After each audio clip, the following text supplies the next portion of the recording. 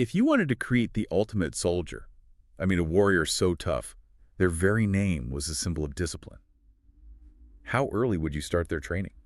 Well, for the ancient Spartans, it wasn't high school. It wasn't even middle school. No, it was age 7.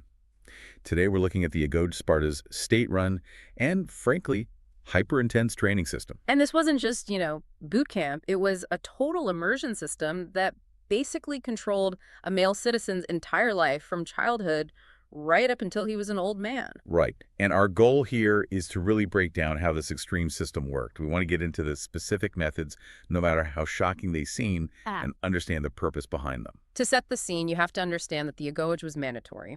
If you were a male Spartan citizen, this was your life. At 7 years old, boys were just taken from their families. Taken, not sent. Exactly. They left home and went to live in these communal barracks, and the state effectively became their new parent. And that's the key, isn't it? The state wasn't just teaching them to fight, it was rewiring their loyalty. The whole philosophy was that the group, the military community, had to come before everything else. Absolutely. It came before your own comfort, your own desires, and most importantly, it came before your family. The state needed soldiers, first and foremost. So let's jump into that life. You're 7 years old in the barracks. What did that actually look and feel like? Imagine the complete opposite of comfort.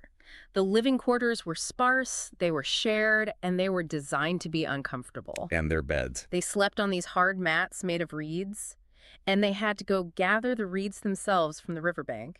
It was this built-in lesson in self-reliance from day one. So that discomfort was intentional. It was engineered to make hardship feel normal. The idea being that if you're used to misery, you're not going to complain on a military campaign. Exactly. And they were divided into these small groups, these troops, which built this intense sense of brotherhood, but also competition. And there was basically zero privacy. So someone was always watching. Always. Your peers, your superiors. You couldn't show any weakness. This idea of stripping things down even extended to what they wore. Tell us about the famous Spartan wardrobe.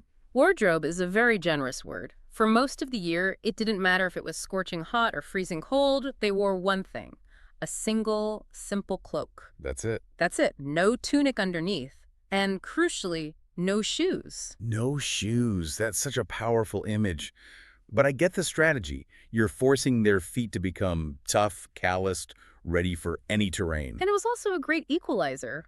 A rich boy and a poor boy, they looked exactly the same. There were no class divisions in the barracks. Your worth was all about your performance. Okay, so let's move on to the main event. Ah. The physical training. This is what they did all day, every day. It was relentless. You had the basics, of course, running, jumping, throwing the discus and javelin, but the real focus was on wrestling. For close quarters combat. For the brutal, messy reality of hand-to-hand fighting. And all that training without shoes, swimming in the cold Eurotas River, it was all about building stamina and pure toughness.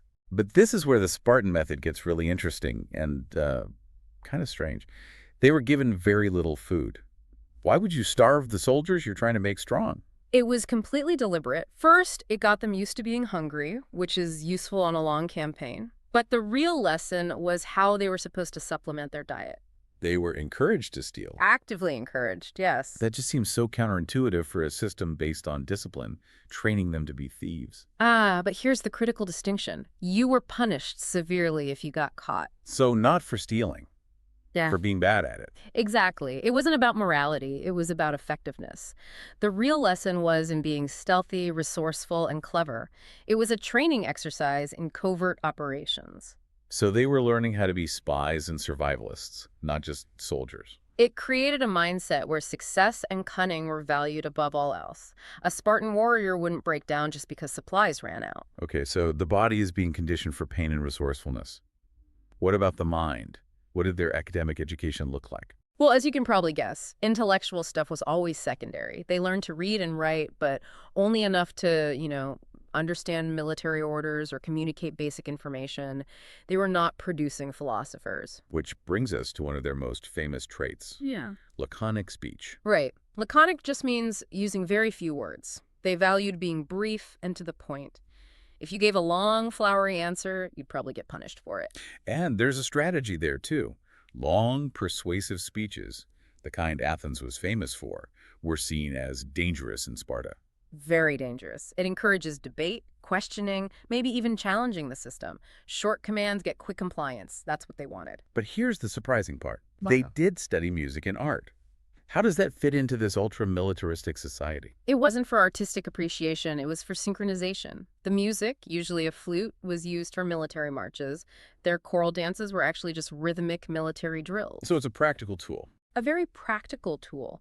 It taught them how to move together in perfect unison, and that was absolutely vital for the phalanx formation. The phalanx being that classic Greek tactic. Right. Think of it as a giant moving wall of soldiers. Shields locked together, spears bristling. If one person steps out of line, a gap opens up, and the whole unit is vulnerable. And the flute provided the beat, the rhythm to keep everyone moving as one. Music was a weapon. In Sparta, yes. Eh. Now, to keep all this going, you needed a strict hierarchy. And that brings us to the Iron. Who were they? The Iron were the older youths, around age 20. They'd finished the first major stage of the Agoge, and their job was to become the instructors for the younger boys. So they were basically 20-year-old drill sergeants. That's a perfect way to put it. They had immense authority, they gave the orders, they handed out the discipline, and they used physical correction. It was their leadership training. And that discipline must have been intense. It was maintained through constant surveillance and very harsh penalties. The supervisors carried whips, and any sign of weakness or disobedience was dealt with immediately. The culture really supported this, though. Enduring pain without crying was a mark of honor. Even parents were expected to approve of the punishment. Absolutely. The fear of public shame, of being seen as a coward by your friends, was often a much stronger motivator than the physical pain itself. Which culminates in one of the most brutal rituals I've ever heard of. The floggings at the altar of Artemis Orthia. This was the ultimate test of endurance. Boys would stand at the altar and be whipped mercilessly. And it wasn't a private thing. It was a public spectacle with crowds watching. Why on earth make it a public show? It was a rite of passage. The goal was to see who could stand there the longest without showing any pain. If you succeeded, you gained enormous prestige. It proved you had the unbreakable will of a true Spartan. So they survive all of this, they turn 20, are they finally free? Not at all. The formal Agoge training ends, but their military life is just beginning. They join the army and have to live in these communal mess halls, the secession. That's like the adult barracks, right? Pretty much. They ate all their meals there, talked strategy, debated politics. They could get married, but they were still expected to spend most of their time with their unit. And this goes on until what age? Until they were 60. 60. Ah, That's almost 50 years of service. It's a lifetime commitment. A total commitment. The Agoge was incredibly successful at creating a society completely focused on one thing: military excellence. It's how a small number of Spartan citizens were able to control a much, much larger population of laborers. And the legacy is undeniable. The fear and respect other Greek cities had for them was because everyone knew about the intensity of this training. It's one of history's most famous and most extreme examples of a total education system. It defined their entire identity through discipline and the sacrifice of the individual for the state. Given how perfectly this system created loyal, unbreakable soldiers and kept Sparta secure for so long, what do you think the real cost was to the individual? And maybe, in the long run, to Sparta itself? Good luck with your studies.